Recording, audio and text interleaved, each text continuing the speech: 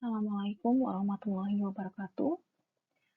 Teman-teman semua, eee, alhamdulillah kita bisa, berjumpa meskipun dalam tatap maya, dalam, eee, mata kuliah biofarmasetika ya. Ini adalah pertemuan kedua. Sebelumnya saya mohon maaf kemarin, saya belum bisa mengisi karena ada beberapa hal yang dan kebetulan saya belum buat videonya ya. Ini sudah saya buatkan, jadi nanti saya akan membuatkan materi yang di-share ke kalian ya.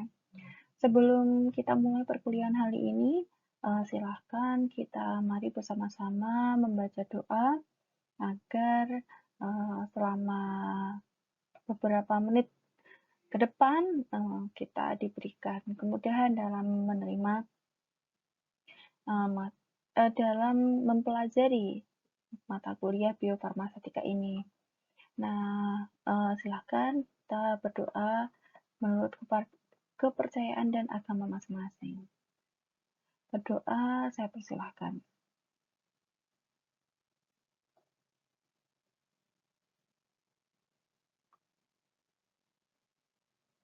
Oke, amin. Amin ya rabbal alamin. Oke, baiklah. Pada pertemuan kali ini masih pengantar dari biofarmasetika ya. Jadi aspek biofarmasetika dari produk obat. Jadi kita lebih belajar ke pengenalan dulu, apa sih biofarmasetika ini sebenarnya, gitu ya. Apa yang akan kita bahas di biofarmasetika? Nah, ini adalah langsung aja peta konsep. Peta konsep itu, ini adalah suatu peta konsep atau gambaran. Jadi sebetulnya biofarmasetika itu hubungannya tentang terkait apa? Sebenarnya dari peta konsep ini kita bisa lihat bahwa biofarmasetika ini prasyaratnya adalah mata kuliah farmakokinetika dasar. Jadi kita untuk bisa mempelajari biofarmasetika, kita harus belajar farmakokinetik. Jadi kalian harus sudah lulus dulu farmakokinetiknya. Nah, kalau belum lulus, ini perlu dipertanyakan. Ini ya, kenapa diperbolehkan ngambil biofarmasetika. Biofarmasetika ini ilmunya sedikit gabungan, ada unsur dari kimianya, ada unsur dari paling utama adalah farmakokinetik, dan juga ada dari farmasetika ya, karena biofarmasetika. Jadi gabungan dari biologi dan ada unsur farmasetikanya, ada farmakokinetiknya, ada kimia medisinalnya. Jadi ini adalah ilmunya gabungan. Nah, dari farmakokinetik itu kan kita dulu belajar ada farmakokinetika obat, ada farmakodinamika obat. Nah, kalau farmakokinetika itu kita lihat ADME-nya, nanti dihitung berapa sih kadar konsentrasi obat itu ketika sudah masuk ke dalam tubuh. Nah, kalau dulu di kimia medisinal kan kita tidak bicara berapa kadar obatnya. Nah, kalau ini nanti di biofarmasetika, gabungan antara kimia medisinal dan farmakokinetika juga ada unsur dari farmasetikanya, dari teknologi farmasi, dari sediaannya. Jadi ini belajarnya lumayan kompleks ya. Nah, ini farmasi klinis. Jadi perannya yang aplikasinya nanti akan digunakan oleh farmasi klinis dan farmasi industri. Farmasi klinis itu bagiannya apa? Kalau di farmasi klinis yang dipelajari nanti terkait farmakokinetika, infus dan intravena, kemudian TDM ya, therapeutic drug monitoring, jadi terapi monitoring terapi obat ya kalau bahasa Indonesianya. Kemudian terkait juga pengaturan dosis pemberian berulang, kemudian penyesuaian dosis pada gangguan fungsi organ. Jadi ini aplikasinya nanti digunakan oleh farmasi klinis. Kalau di farmasi industri, apa yang dipelajari? Nanti yang dipelajari terkait studi biofarmastiknya, bioavailabilitas dan bioekivalensi dari obat. Nah, nanti biofarmaseutik ini lebih fokus ke bioavailabilitas dan bioekivalensi dari obat. Tapi meskipun begitu, karena ini ilmunya adalah aplikasi dari farmakokinetika dasar, pasti masih berkaitan dengan farmakokinetik. Oke, bisa difahami ya, nanti nanti mata kuliahnya itu akan membahas apa. Jadi lebih ke bioavailabilitas, bioekivalensi. Bioavailabilitas ini ketersediaannya di dalam tubuh. Kemudian bioekivalensi itu kalau ini ekivalen ya, ketika obat kita sudah ekivalen di dalam tubuh kita, itu akan menimbulkan suatu efek gitu. Antara obat yang masuk ke dalam target dengan obat yang tersedia di pembuluh darah. Nanti kita pelajari lebih lanjut, oke? Kemudian di biofarmaseutika ini kompetensi apa yang perlu kalian dapatkan? Yang pertama bisa mampu menerapkan dan menganalisis konsep farmakokinetika dalam menganalisis permasalahan klinis. Seperti tadi yang sudah dijelaskan tadi ya, ada pemberian infus, intravena, TDM, bla bla bla sampai penyesuaian dosis obat. Kemudian yang kedua mampu menerapkan dan menganalisis konsep farmakokinetika dengan benar, menganalisis permasalahan di industri. Jadi tadi bioavailabilitas, bioekivalensi dari produk obatnya. Kemudian mahasiswa mampu memahami konsep farmakokinetika herbal, kemudian dapat berkomunikasi dengan baik ini ya dalam mengoptimalkan penggunaan IT untuk kepentingan belajar. Ini referensinya, ini beberapa referensinya, boleh pakai bukunya Lukman Hakim karena kita dasarnya dari farmakokinetik, ya bukunya dari farmakokinetik. Ini juga sama bukunya farmakokinetik, tapi kalau saya pakainya Sargel, saya lebih sering pakai Sargel ya. Yang ini sudah ada edisi terbaru, nanti bisa gunakan. Biasanya Bu Desi juga pakainya Sargel ya, jadi saya dan Bu Desi referensinya sama dari Sargel. Dan juga ada beberapa artikel hasil penelitian dari jurnal ilmiah yang terkait dengan studi farmakokinetik. Nah, ini biasanya penelitian farmakokinetik ya, kita jelasin sedikit ya terkait penelitian di farmakokinetika. Biasanya kalau penelitian di farmakokinetik itu ada dua metode. Ada dua metode penelitian eksperimental, ada observasional. Nah, biasanya kalau eksperimental ini masuknya ke praklinis dan klinis.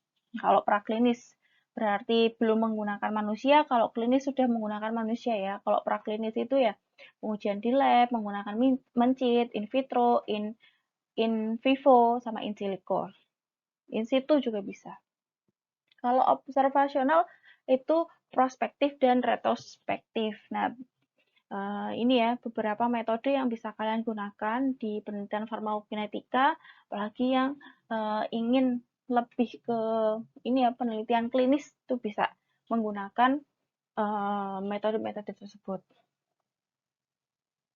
Mungkin lebih dalamnya nanti di ini ya dipelajari di farmakokinetika atau di metodologi penelitian ini terkait metode penelitian.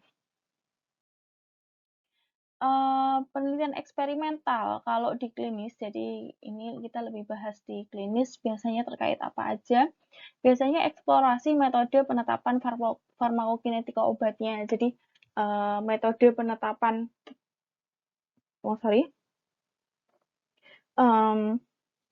penetapan profil farmakokinetika dari obatnya. Biasanya kalau profil farmakokinetika itu kan kita lihatnya dari berapa AUC-nya, berapa T setengahnya, berapa Cmax-nya, kemudian berapa bioavailability-nya, ketersediaan hayati ya, dan semuanya terkait berapa CL-nya, clearance-nya gitu ya.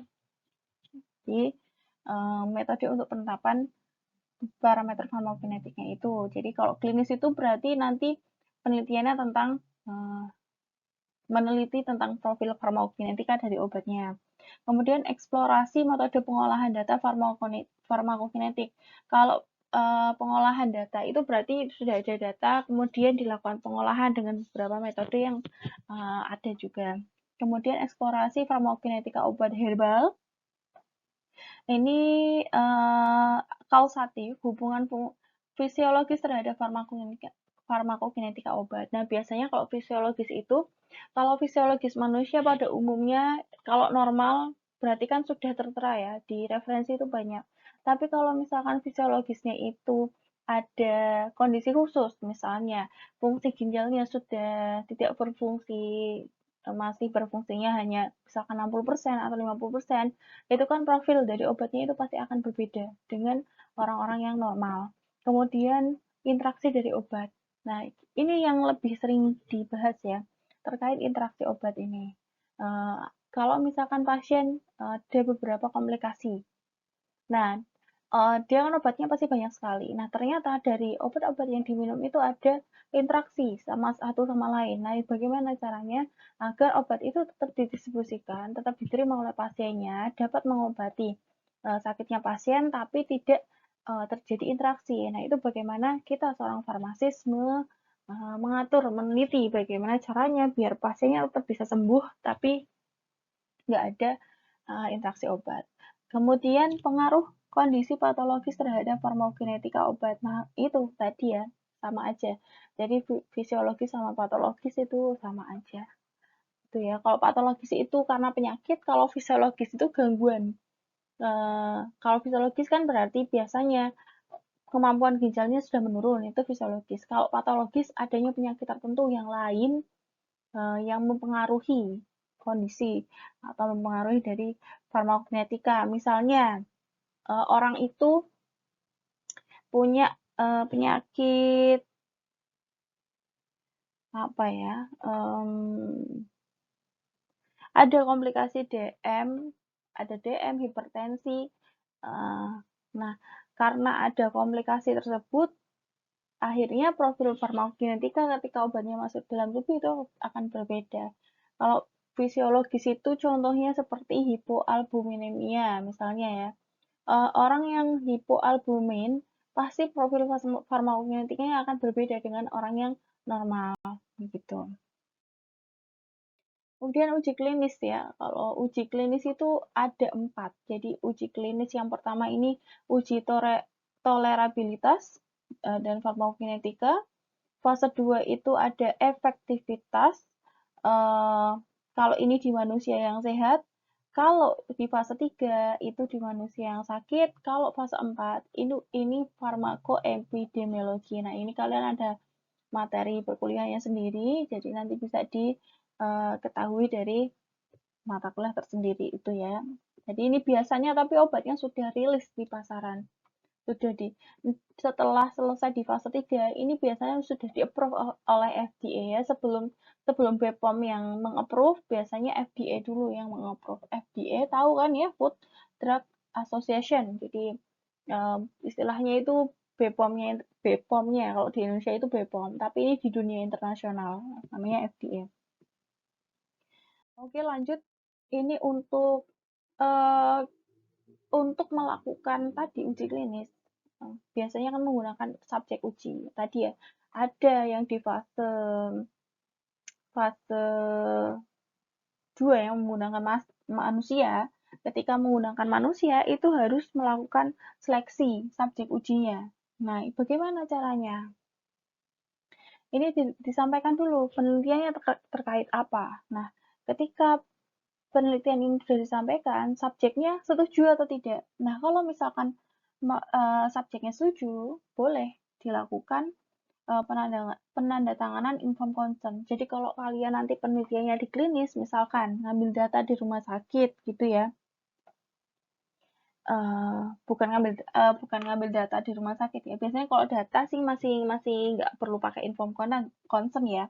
Biasanya gini, kalau misalkan kita menemukan obat baru, kemudian kita buat sediaan, biasanya ada uji klinis fase 2, uji klinis fase 3. nanti dilakukan pada manusia, misalnya manusia yang sehat, fase 2 ya, fase 2. Nah, itu kan kita melakukan uji coba obat tersebut ke manusia yang sehat. Nah, untuk menjamin itu, menjamin bahwa pasiennya tidak akan menuntut di suatu hari atau nanti terpengaruh dengan temannya kemudian balik gitu ya, menuntut, kita harus punya informed consent. Ini ya. Jadi persetujuan bahwa pasien ini atau tadi subjek uji ini sukarela dan bersedia untuk dilakukan sebagai subjek penelitian. Nah, nanti ada wawancara, kemudian pemeriksaan fisik. Nah, ini untuk pengujian obat, ini karena meskipun itu di manusia sehat, tetap harus melakukan pemeriksaan fisik. Nah, pemeriksaan fisik kemudian sampel darah dan urin untuk apa? Jadi untuk kita tahu bahwa betul-betul subjek uji ini sehat, jadi tidak ada kelainan-kelainan tertentu yang akan mempengaruhi dari pengujian ini. Nanti kalau sudah lolos semua baru dilakukan ditentukan sebagai subjek uji. Tapi kalau misalkan nggak lolos pemeriksaan fisik sama rangkaian yang ada di sini, bagaimana? Ya tidak bisa, tidak akan sampai ke penentuan subjek uji. Nah, biasanya kalau dulu saya pernah kalau dulu tesis saya itu validasi metode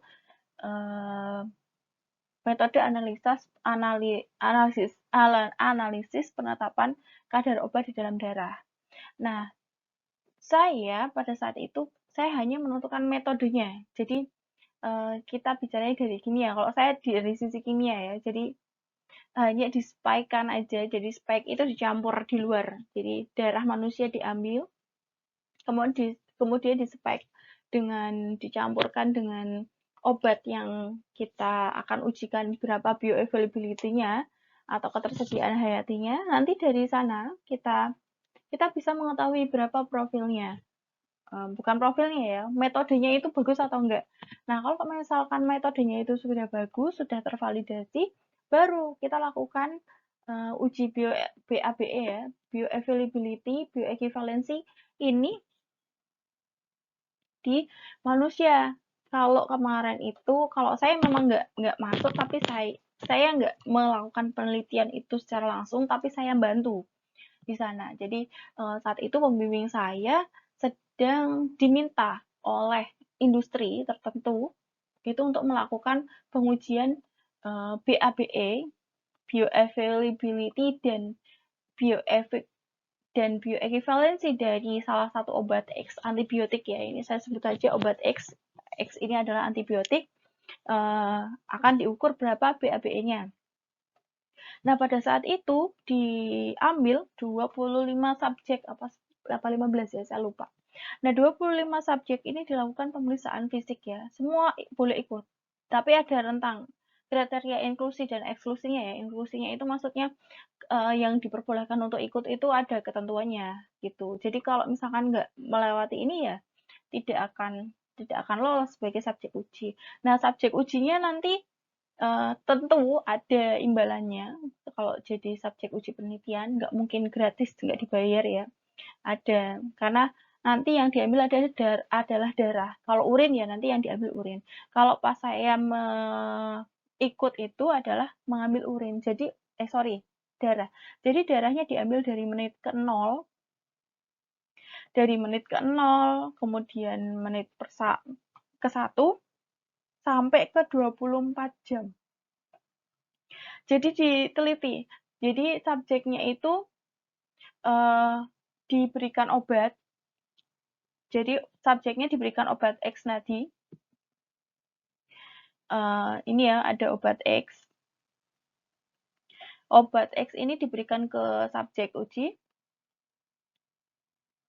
Subjek uji itu pas pertama kali minum, di menit ke-0 diambil darahnya, kemudian di menit pertama, menit kedua, menit ketiga. Biasanya kalau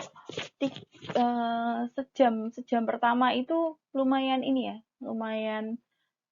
rempet-rempet ya. Maksudnya apa ya? Pengambilannya itu cepat, jaraknya cepat. Tapi setelah sejam ini nanti akan lebih jaraknya lebih jauh lagi. Sampai diambil misalkan ini 3 jam, 6 jam, 9 jam, sampai 24 jam. Nah, ini nanti akan terlihat profil bagaimana obat itu di dalam darahnya. Ketika obat itu baru diminum di menit ke-0, berarti kan masih belum ada obatnya. Nanti pasti akan titiknya adalah titik 0. Ketika obat itu di menit pertama mungkin belum ada. Mungkin di menit pertama belum ada.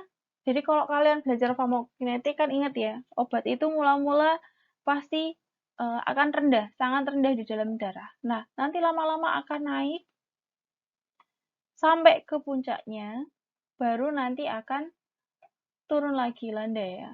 Turun ya, ini maksudnya extra. Nah, ini awal mula obat mengalami absorpsi. Nah, ketika obat itu berada di puncak, itu sudah mengalami ekivalensi. Jadi, antara obat di dalam pembuluh darah, di dalam sama di luar sel itu sudah mencapai ekivalen. Nah, nanti ini mulai ada distribusi. Nah, nanti metabolisme juga terjadi, lama-lama akan terekskresi. Jadi, ketersediaan obatnya akan menurun. Nah, pengujian ini untuk melihat profil ini, nanti kan dari sini bisa ditentukan berapa T setengahnya, T setengah absorpsi, T setengah eliminasi, berapa Cmax-nya, Cpmax-nya berapa, gitu ya. Ini studi terkait penelitian bioavailability. Sorry ya, pelafalannya agak belibet gitu ya. Saya sebutnya BABE gitu aja. BABE aja. Kalau nanti saya bilang BABE, berarti ini bioavailabilitas, bioequivalency. Oke ya, jangan bingung. Oke, lanjut lagi.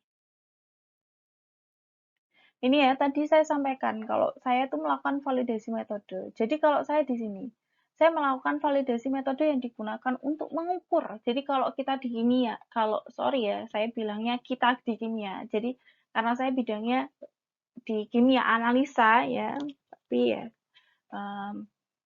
kalau di kimia analisa kita meneliti tentang metodenya. Jadi metode yang akan digunakan itu harus valid dulu. Jadi kita validasi metode untuk penetapan kadar BABE ini. Nah, ini optimasi dosis versus waktu sampling tadi yang saya jelaskan ya, dari menit ke 0, 1, sekian-sekian sampai 24 jam. Optimasi dosis per waktu sampling, jadi dengan dosis misalnya obat X ini dosisnya 500 mg. Jadi kita mau lihat bagaimana ketersediaannya di dalam darah ketika obat sudah masuk ke dalam tubuh, kan dicerna tuh. Kan nggak mungkin di dalam darah langsung banyak gitu ya, sedikit demi sedikit, langsung lama-lama, semakin lama akan sampai ke puncaknya. Nah, kemudian nanti akan menurun lagi, terjadi fase eliminasi. Nah, ini profilnya nanti bisa didapatkan profil tadi ini konsentrasi versus waktu. Jadi ini kita bisa tentukan kurva CP versus waktu. Nah, ini merupakan parameter farmakokinetika. Ini sudah bisa dipahami ya. Ini salah satu, ini ada banyak nanti contohnya ini satu-satu ya. Ini pharmacokinetic study of artemisinin after oral intake. Jadi ini obatnya diminum ya melalui sistemik ya, sistemik. Traditional preparation of Artemisia annua. Jadi ini minumnya itu ya istilahnya kalau di sini itu jamu gitu ya. Jadi diolah jamu tradisional. Ini ya dari Jerman penelitiannya. Jadi kalau di Indonesia ini diolah artemisininnya ini Jadi artemisinilnya itu diperolehnya bukan dari bahan kimia sintetik, tetapi diperoleh langsung dari ini ya, dari Artemisia annualnya, annual, diolah, kemudian diminum, langsung diuji farmakokinetiknya. Nah, ini di sini studinya melihat apa? Tuh ya. Di sini melihat maksimum plasma konsentrasi. Jadi, kalau kita bicara terkait biofarmastika, ya kita bicaranya terkait farmakokinetik dari obat gitu ya. Berapa CP max ya? Berarti ini konsentrasi maksimal obat di dalam darah. Ya, kalau misalkan dengan obat pasti akan berbeda antara jamu dengan obat yang disediaannya, misalnya ini kan jamu langsung direbus. Misalnya yang direbus dibuat tablet itu pasti akan berbeda profil farmakokinetiknya. Nah, ini studinya diperlukan. Kemudian farmakokinetik dan ketersediaan hayati relatif, kesediaan kapsul, tablet enterik, dan suppositoria. Kalau ini membedakan, jadi dari 3 sediaan antara kapsul, tablet salut, sama supo dari ketoprofen, bagaimana profilnya? Pasti akan berbeda. Kan kalau kapsul diminum, kapsul sama tablet diminum. Kalau supo kan enggak, masuk ke belakang gitu ya. Nah, kapsul sama tablet ini juga berbeda. Kapsul itu ada lapisannya, kalau tablet salut enterik itu juga ada selaputnya lagi gitu ya, tapi berbeda. Berbeda. Kalau tablet itu kan padat, kalau kapsul kan di dalamnya ada granul-granul atau serbuknya. Nah, bagaimana profilnya? Pasti akan berbeda. Yang membedakan apa? Bukan distribusi ya, lebih ke absorpsi. Absorpsi dari obatnya masuk ke dalam darah kita itu pasti berbeda-beda. Mana yang lebih cepat? Jadi sediaan ini juga mempengaruhi dari farmakokinetik. Kalau saya bicara di Kimet, ini ya mempengaruhi bagaimana absorpsinya, distribusinya, apalagi metabolisme sama ekskresinya. Pasti berpengaruh. Mana yang lebih cepat? Kalau di kimia medisinal kita bicara tentang polar non-polar, mana yang lebih cepat? Pasti yang non-polar karena bisa menembus membran. Tapi ini kita lebih bicara tentang sediaannya. Kapsul, tablet, sama supo. Kira-kira mana yang lebih cepat? Nah, kita harus tahu dari profil ketika kita lakukan pengujian pada subjek uji. Nggak bisa kita pakai tikus. Nggak bisa. Oke ya, karena ini ujinya udah uji klinis. Ini contohnya modifikasi propranolol. Modifikasi bioavailability dari propranolol menggunakan Auricoma longifolia ini ya, dari ekstrak air menggunakan, jadi modifikasi bioavailability dari propranolol menggunakan ekstrak air Euricoma longifolia. Jadi ekstrak ini mempengaruhi, ini ya di sini dijelaskan di abstraknya bahwa Euricoma longifolia ini herbal yang dia itu ketika dikonsumsi memiliki karakteristik sebagai aprodisiak. Tahu ya aprodisiak itu apa? Ini apalagi digunakan oleh laki-laki. Nah, ini ketika orang yang memiliki hipertensi yang minum propranolol, ini bisa malah menyebabkan sexual dysfunction. Jadi ketika Euricoma ini diminum bareng sama propranolol, malah ini akan menyebabkan efek yang berkebalikan, side effect atau efek samping yang berkebalikan. Nah, ini dari studi ini akan melihat bagaimana potensial dari farmakokinetik interaksi antara propranolol dengan sediaan herbal Eurycoma longifolia ini. Jadi ini studinya terkait interaksi obat. Jadi kita tahu bagaimana interaksi obat ya ketika kita lakukan studi atau penelitian. Berdasarkan apa? Dari empiris tentunya ya, dari empiris. Di sini melihat bagaimana sih profilnya kok malah bisa menyebabkan side effect. Nah, ini ya di sini di metodenya ini menggunakan placebo control random single blinded crossover ya. Jadi ini jadi di sini tuh ada dua. Jadi kalau penelitian klinis itu biasanya ini metode ya. Metodenya itu dibagi dua. Ada yang placebo, ada yang menggunakan obatnya. Nah ini pasiennya nggak tahu ini pasiennya mana dia yang placebo, mana yang dia minumnya adalah obat, itu pasiennya nggak tahu. Nah hanya ketika ini dua-duanya diuji, jadi diuji profilnya, tetap dua-duanya diberikan tadi Eurycoma ya, karena yang akan kita lihat itu profilnya propranolol plus Eurycoma. Jadi yang satu minum propranolol, yang satu enggak minum propranolol. Ini ya diberikannya propranolol single dose. Jadi cuman single dose itu maksudnya sekali minum. Jadi misalkan nih di manusia yang sehat, dia nggak pernah minum nggak pernah minum obat, dan biasanya kalau yang mau jadi volunteer itu dalam beberapa bulan tidak meminum obat dalam jangka waktu yang panjang. Karena apa? Biasanya obat yang diminum jangka panjang masih meninggalkan sisa-sisa senyawa di dalam tubuh. Nah, itu bisa mempengaruhi dari pengukuran. Nah, ini diminum single dose. Jadi cuma sekali minum, kemudian diuji selama 24 jam.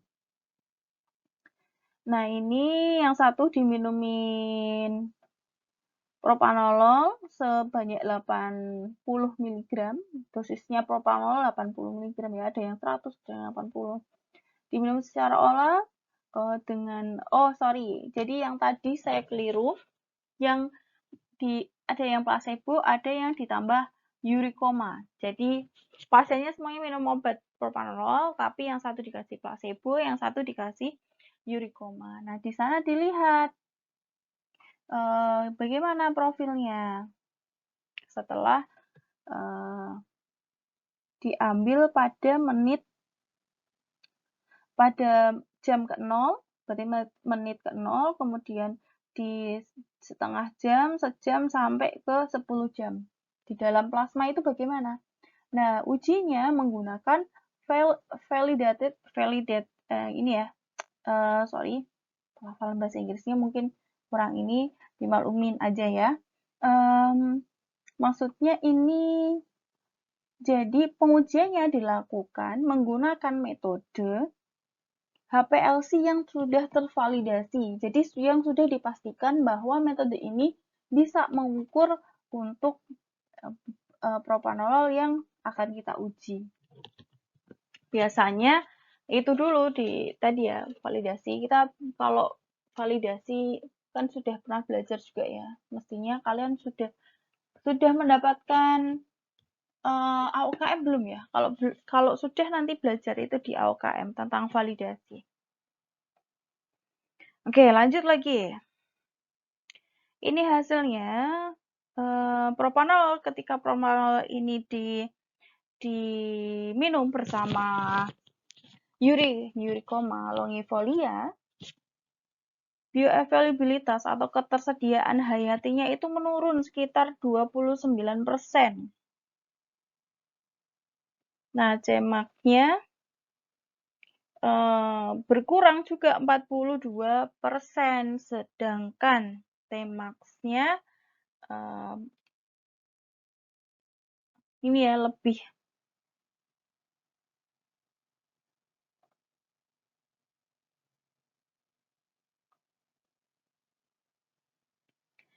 Jadi bisa diketahui ya kenapa dia bisa menyebabkan efek samping sexual dysfunction. Jadi yang harusnya itu obatnya ini berfungsi, malah obatnya, sorry bukan obat ya, ya uricoma ini, si propanol ini mempengaruhi uricoma sehingga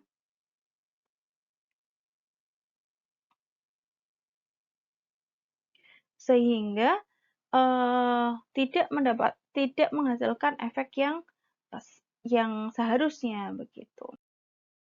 Nah, ini ada lagi tinjauan farmakokinetik pemberian berulang levofloxacin pada pasien dewasa rawat inap di RSX.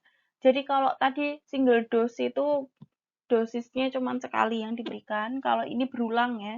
Jadi bedanya itu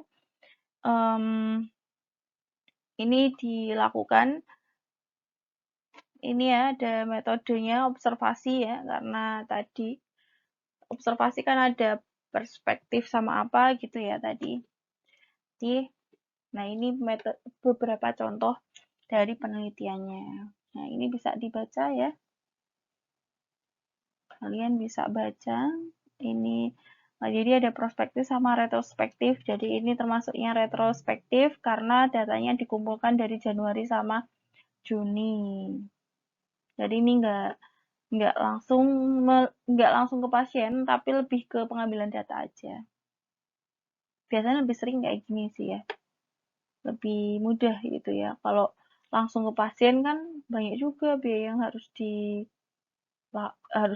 disiapkan kalau sama pasien. Kalau ini hanya pengambilan data, ya mungkin ini ya pengolahan datanya yang harus kuat. Ini contohnya lagi, ini tinjauan farmakokinetik pemberian berulang ciprofloxacin pada pasien infeksi saluran kemih rawat inap di RSX pada periode Januari sampai Juni. Nah, ini untuk melihat ya bagaimana profil farmakokinetiknya ketika diberikan berulang pada pasien ISK. Ini bisa dibaca juga bagaimana, bisa di stop dulu ya, di stop dulu dibaca. Ini penelitiannya tentang penelitian apa, metodenya. Ini sebagai gambaran kalian nanti kalau mau penelitiannya ke klinis gitu ya. Ini ada kajian aspek farmakokinetika klinik lagi, obat antidiabetik pada pasien diabetes mellitus di poliklinik ya, di Padang. Kemudian, oke, sudah ya contoh-contohnya, itu sebagai gambaran kalian kalau kalian mau melakukan penelitian di klinis. Nah, ini aplikasi farmakokinetik di klinis sudah juga dibahas tadi ya. Untuk TDM, therapeutic drug monitoring, atau monitoring terapi obat. Jadi maksudnya gini ya, melihat bagaimana sih obat itu ketika diberikan. Jadi ketika diminum bagaimana? Jadi tidak langsung dilepas gitu aja ya. Tidak misalkan obat udah dikasih ini ke pasiennya. Udah mau sembuh mau enggak terserah gitu ya. Yang penting udah dikasih obatnya. Tidak begitu. Nah, fungsi kita di farmasi klinis itu lebih ke bagaimana monitoring ketika pasiennya sudah diberikan dosis pertama, minum kedua, minum ketiga, sampai seterusnya. Bagaimana, apakah ada perbaikan atau tidak, ada muncul efek-efek atau tidak, itu therapeutic drug monitoring. Nah, biasanya ini di rumah sakit, beberapa rumah sakit ada yang sudah menerapkan, tapi ini ada juga yang belum ya, lebih banyak belum sih. Kalau di Pekalongan saya nggak nggak begitu tahu ya, udah diterapin TDM ini apa belum. Tapi kalau di Surabaya, yang saya pernah aja ya, kalau di Surabaya itu sudah jalan farmasi klinisnya, apalagi terkait TDM-nya itu pasti dipantau, dimonitoring. Pasiennya sudah minum obat selama berapa kali, ada efek sampingnya apa enggak, tuh. Atau misalkan pasiennya ada penyakit ginjal ini ternyata tiba-tiba ada apa sih namanya, infeksi atau dan sebagainya, itu dipantau terus gitu ya. Nanti obatnya jadi tidak hanya dipantau, tapi ada penyesuaian dosis. Nah, ini TDM ini adalah penyesuaian dosisnya. Jadi kalau misalkan, oh ternyata ini pasiennya dengan dosis sekian, pasiennya ini ada ginjal. Oh, nggak bisa, berarti harus disesuaikan. Nanti dihitung berapa sih obat yang bisa diterima oleh ginjal pasien, gitu ya, dengan kondisi ginjalnya pasien. Kemudian infus intravena, pasti beda ya obat yang masuk ke dalam oral sama obat yang melalui infus intravena. Kemudian pemberian dosis berulang, pengaturan regimen dosis. Jadi bagaimana pengaturannya? Minumnya berapa kali sehari? Diminum pagi, siang, atau malam? Gitu ya. Kemudian adjustment dosis ini sama ya, tadi berkaitan adjustment itu adalah penyesuaian dosis. Jadi bagaimana kita menyesuaikan dosis obat dengan kebutuhan pasien. Kemudian di Indonesia bagaimana gitu ya. Nah, tadi saya sudah sampaikan bahwa di Indonesia ini belum semuanya menerapkan. Tapi sudah ada, mungkin begini, kan rumah sakit itu besar ya. Jadi mungkin beberapa di bangsal tertentu itu sudah ditetapkan dengan misalkan dengan kriteria penyakit-penyakit yang tertentu TDM diberlakukan. Kalau yang penyakit yang mungkin dalam kategori yang wajar ringan seperti atau tidak begitu berisiko tinggi, mungkin TDM-nya tidak perlu dilakukan atau belum dilakukan karena mungkin keterbatasan tenaga dan sebagainya itu juga bisa mempengaruhi. Ini ya belum optimal. Untuk pelayanan farmasi klinik itu masih belum optimal. Nah, bagaimana selain tadi itu juga terkait dengan biaya. Jadi untuk melakukan TDM ini ternyata biayanya juga cukup mahal. Kenapa? Karena setiap pasien dilakukan monitoring. Kalau dilakukan monitoring, berapa level obatnya di dalam level obat dalam darah. Nah, kalau seperti ini kan perlu pengujian. Pengujian kan juga membutuhkan biaya. Gitu. Kemudian PIO, pemberian informasi regimen dosis obat kepada profesi kesehatan lain. Jadi biasanya ini enggak apotekernya langsung yang ngasih PIO atau apa ya, kalau kita dapat obat itu nggak apotekernya yang ngasih, tapi lain yang bisa perawat atau TTK-nya mungkin yang ngasih. Jadi informasi yang diberikan tidak detail. Atau dokter kurang memahami farmakokinetika. Biasanya ini yang terjadi. Kemudian variabilitas dalam farmakokinetika. Jadi kalau kita bicara obat, berarti kita bicara tentang dosisnya, sediaannya, rute itu oral, topikal,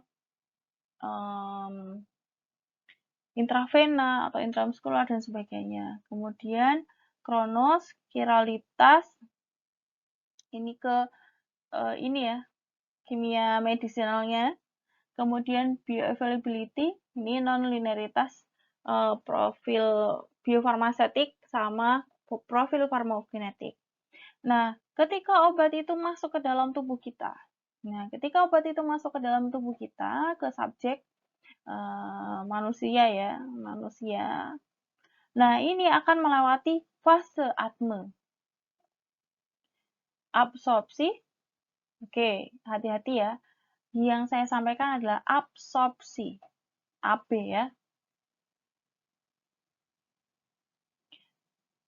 Jadi ada AD, ada AB. Yang ini yang AB. AB itu masuk, menembus ya. Kalau absorpsi menembus. Kalau adsorpsi AD, D5, D, AD, adsorpsi A5, adsorpsi itu hanya penempelan. Tapi kalau AB, absorpsi, ini adalah penembusan. Penembusan ya. Ini misalnya ini adalah pembuluh darah. Nah, obat itu misalkan dari lambung itu akan masuk melewati membran masuk ke dalam darah. Ini nanti obat itu akan ada di dalam pembuluh darah. Nah, masuknya itu juga dipengaruhi dari usia, dari berat badan, gender, apakah wanita itu bisa hamil, genetik, ras, obesitas, penyakit, dan asma itu sendiri. Jadi prosesnya itu juga dipengaruhi oleh beberapa hal. Untuk melihat profil dari atme atau masih dari farmakokinetik, untuk mengetahui profil farmakokinetik, kita perlu sampling nih dari menit 0 sampai obat itu habis. Ini untuk pengujian zat aktifnya juga bisa. Kemudian dari profil ini dihasilkan ada KA, VD, AUC, CL, T setengah, dan sebagainya. Cmax, Cpmax gitu ya. Kemudian variabilitas internal dan eksternal. Variabilitas ini yang mempengaruhi ya dari dalam dan dari luar. Kalau dari dalam itu usianya, gender, jadi perempuan sama laki-laki itu beda. Kemudian kehamilan, genetika, ras, obesitas, sama penyakit yang mempengaruhi asma. Kemudian kalau variabilitas eksternal itu bisa obat, jadi interaksi ya, yang mempengaruhi itu bisa interaksi obat dengan obat atau obat dengan obat tradisional, kemudian makanan, minuman, polutan, asam rokok, dan juga di jurnal ada beberapa ini ya, dicoret. Apa? Oke, lanjut ke aplikasi farmakokinetik di industri dan pengembangannya di sains ya. Biasanya kalau farmakokinetik ini lebih ke pengujian bioavailabilitas, bioekivalensi dari produk tadi yang saya sampaikan ya, tentang contohnya. Kemudian studi hubungan farmakokinetika, farmakodinamik. Farmakokinetik dan farmakodinamik. Kemudian farmakokinetik herbal. Kemudian hubungan kuantitatif, struktur, dan farmakokinetik. Jadi masih ada kimetnya, ada farmakokinetiknya, farmakologinya, semuanya masuk gitu ya. Definisi dari, kita udah ngomong panjang lebar gitu ya, kita baru sampai ke definisinya. Jadi definisi dari biofarmasetika ini adalah ilmu yang menjelaskan hubungan antara sifat fisika kimia obat, bentuk sediaan pemberian obat, dan rute pemberian terhadap laju jumlah absorpsi obat.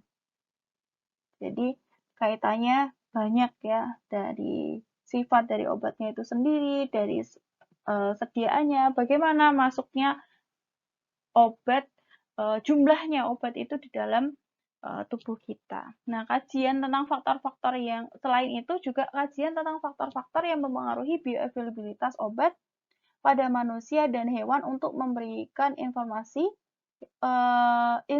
yang optimal terhadap aktivitas farmakologi dan terapeutik dari produk obat.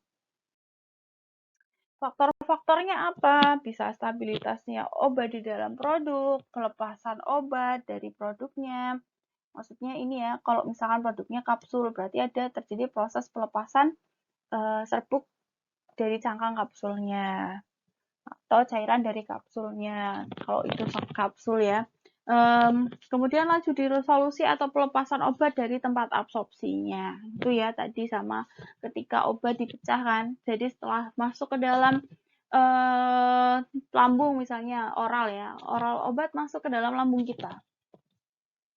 Ini obat masuk ya ke dalam lambung. Ini misalkan lambung ya. Maaf ya gambarnya jelek ya. Ini obat masuk ke dalam lambung kita. Nah, ini kan lambung itu adalah tempat absorpsi. Lambung, obat akan dipecah-pecah di sini. Obat akan dipecah-pecah. Obat dipecah-pecah, ini ada membrannya ya di lapisan dindingnya. Ada membran, ini akan menembus atau akan diserap oleh membran yang ada di dalam lambung, kemudian masuk ke pembuluh darah. Ini namanya absorpsi. Nah, ini absorpsi sistemik melalui lambung atau di usus juga bisa. Kemudian sifat kimia obatnya itu asam atau basa gitu ya. Kemudian zat penambah inertnya, komposisinya. Jadi ada beberapa eksipien itu bisa mempengaruhi juga si obatnya itu sendiri. Kemudian fabrikasi, jadi granulasi kering atau granulasi basah.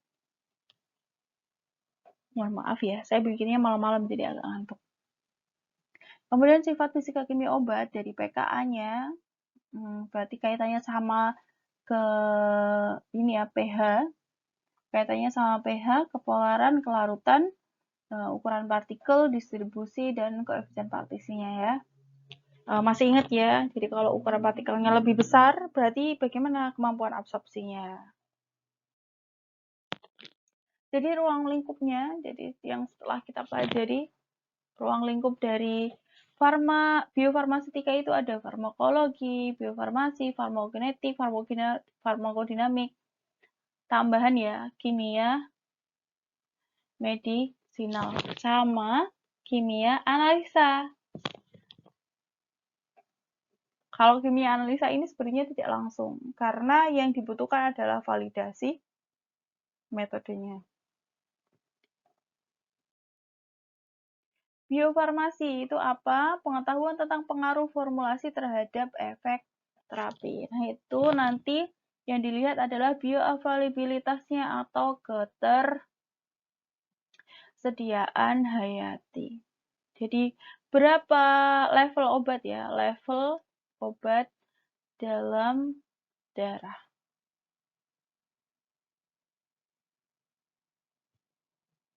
Kok jelek sekali? Hapus ya. Dalam, kok nggak bisa ditulis? Darah.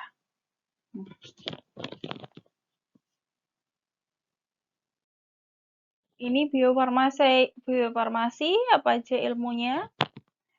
Sifat fisika kimia obat, ini ya, faktor formulasi, teknologi. Nah, ini dari berbagai proses yang dialami obat dalam tubuh sampai zat aktif masuk dalam sistem peredaran darah. Ini ada pengaruhnya liberasi, disolusi, difusi, transfer, dan absorpsi. Nah, nanti kita pelajari di sana.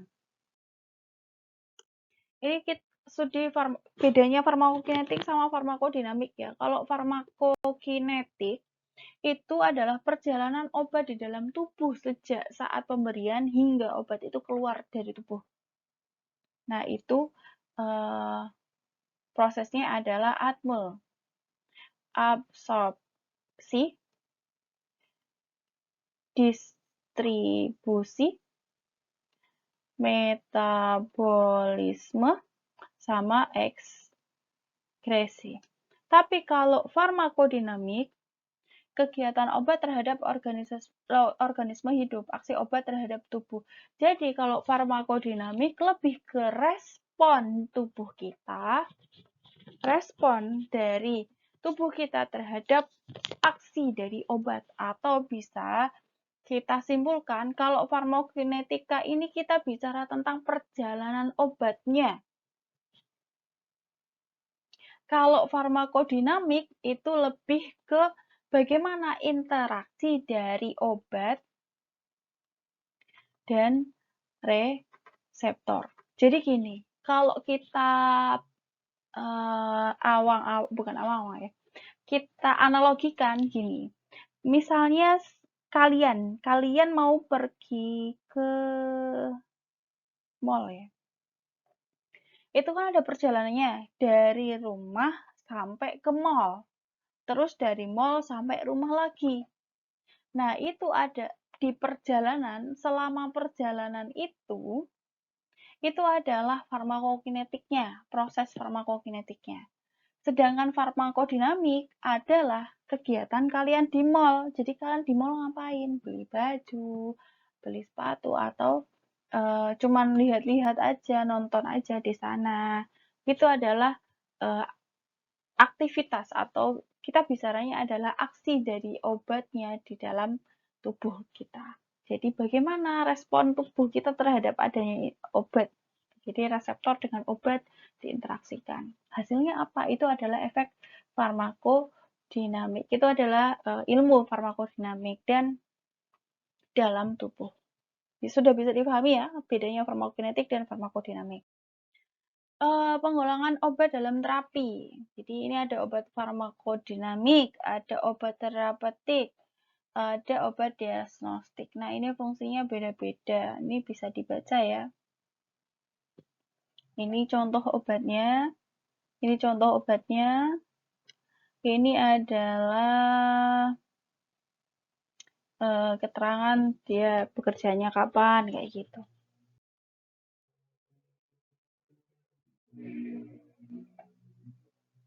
Kegunaan dari biofarmasi. Untuk mendapatkan sediaan obat atau drug dose form yang memiliki kinerja atau performance yang diinginkan. Apa yang diinginkan? Jadi, kenapa kok kita perlu belajar biofarmasi ini? Ya tentunya untuk mendapatkan obat yang efektif, kerjanya lebih cepat, kemudian menghindari efek samping, bekerja dalam waktu yang diinginkan dan dosisnya efisien. Jadi dosisnya nggak kelebihan, nggak kekurangan. Jadi kalau kita belajar biofarmasetika ini nanti ya di TDM, terutama di TDM, kita menentukan dosis obat itu berdasarkan dari kebutuhan dari pasiennya. Jadi nggak sesuai dengan kemasan, sesuai dengan kebutuhan pasiennya. Nah, biasanya untuk obat-obat kemoterapi itu sudah disesuaikan dengan dosis pasiennya. Kemudian perjalanan obat dalam tubuh. Jadi ada beberapa fase. Obat itu akan melewati fase biofarmasetik. Jadi ya diubah dalam sediaan, kemudian masuk ke dalam tubuh, dipecah. Nah, ini masuk nanti ke farmakokinetik, ADME, kemudian masuk ke farmakodinamik, interaksi obat reseptor. Nah, tahap biofarmasetik ini ada liberasi atau pelepasan, disolusi atau pelarutan, difusi, dan absorpsi. Nah, kalau tahap farmakokinetik, ADME itu ya. Jadi maksudnya ini ya, dari obat dari sediaan, jadi entah itu kapsul, pil atau sediaan-sediaan. Jadi bagaimana proses itu obat itu dipecah. Jadi kalau di kimia medisinal dulu kita bilangnya adalah obat itu dipecah gitu ya. Nah, di sini kita pelajari bagaimana cara obat itu memecah sehingga bisa efektif ketika masuk ke dalam tubuh.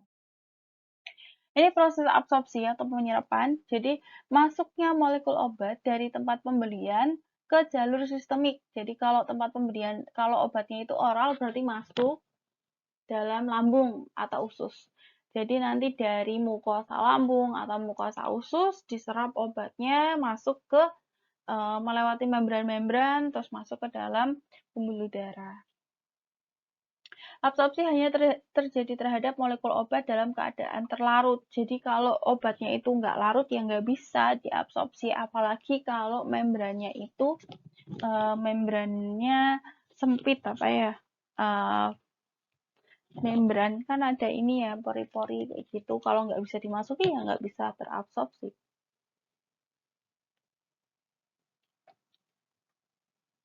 Kemudian kecepatan absorpsi ditentukan oleh tahap pelepasan dan pelarutan. Jadi kecepatan dari absorpsi obatnya ya tergantung dari bagaimana obat itu melepas dari sediaannya dan melarut di dalam tempat absorpsi. Misalkan di dalam lambung ya berarti bagaimana larut dengan cairan lambung gitu ya.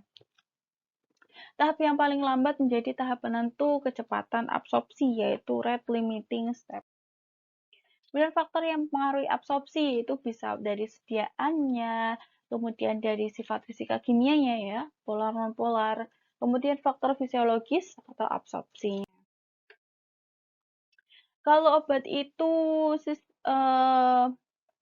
obat yang diabsorpsi secara sistemik, fase biofarmaseutikalnya dipengaruhi oleh rute pemberian obatnya, jadi melalui oral kah, intravena, intramuskuler, topikal, atau rektal, bukal, gitu ya. Kemudian dosis dan frekuensi pemberian obat, selanjutnya sifat fisika kimia obat, dan bentuk sediaan. Ini mempengaruhi ya, sangat-sangat mempengaruhi.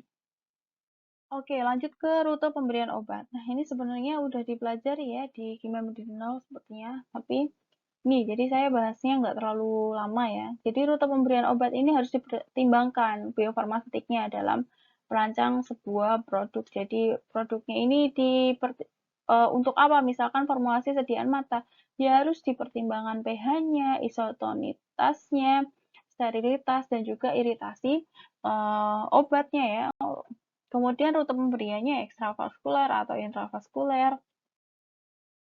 Kemudian sifat fisika kimia dari zat aktifnya, kelarutannya bagaimana, larutnya di dalam larutan larutnya obat ini bisa larut di dalam kondisi asam atau kondisi basa. Jadi kalau misalnya obatnya bisa larutnya di asam dalam keadaan utuh, berarti obatnya absorpsinya di lambung. Kalau misalnya obatnya itu basa, berarti absorpsinya di usus, karena obat yang utuh yang dapat diabsorpsi. Ini diingat-ingat lagi ya kimia medisinalnya. Kemudian bentuk kristal. Bentuknya, kalau bentuk kristal itu bagaimana? Mempengaruhi dari absorpsi. Kemudian sifat asam dan basanya itu juga berpengaruh. Jadi ini karakteristik kimia fisika dari suatu obat yang berpengaruh ya. Lihat dari nilai pKa-nya, ini ya pKa dan pH-nya. Ini menentukan stabilitas dan kelarutan yang optimal dari produknya. Kemudian particle size itu ukuran partikel tadi dari kelarutan obatnya itu dan bagaimana kecepatan disolusi dari obatnya. Kalau polymorphisme tadi ya bentuknya kristal itu kalau bentuk kristal itu bisa mempengaruhi kelarutan dari obatnya. Jadi karena kelarutan ini apa ya kestabilan obat itu juga sangat penting. Ini dapat berpengaruh. Kemudian hygroscopicity atau kelembapan ya. Kelembapan dari ini ya obatnya kalau misalnya higroskopis udah rusak duluan ya nggak stabil ya obatnya. Kemudian koefisien partisi, koefisien partisi dari obatnya, eksipien interaksi itu bahan tambahannya itu berinteraksi apa enggak. Kemudian pH stability, jadi stabilitas pH yang apa namanya pH yang stabil untuk sediaannya itu di pH berapa gitu ya. Kemudian ini pengaruh dari solubilitas, pH, dan absorpsi dari obatnya. Jadi kalau obatnya itu adalah obat yang asam ya, di mana tempat absorpsinya. Nah, kalau misalkan nggak bisa diabsorpsi di lambung, berarti karena obatnya tadi sifatnya basah, ya diabsorpsi di usus. Kemudian ini ya bisa dibaca terkait dengan stability, pH, dan absorpsi. Kemudian ini ukuran partikel dan absorpsi ya, kenapa berpengaruh ya ukuran partikel. Kalau ukuran partikel itu semakin kecil ukuran partikel, maka absorpsinya akan semakin bagus gitu ya. Kenapa? Karena semakin banyak daerah yang bersinggungan dengan larutannya, makanya kelarutannya akan meningkat. Kalau kelarutan meningkat, nanti absorpsinya akan meningkat juga. ini bentuk kristal.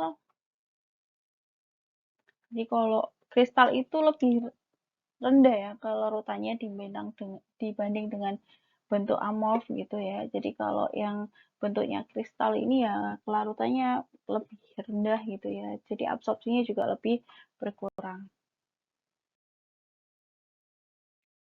Ini, ini bisa dibaca sendiri ya terkait teori-teori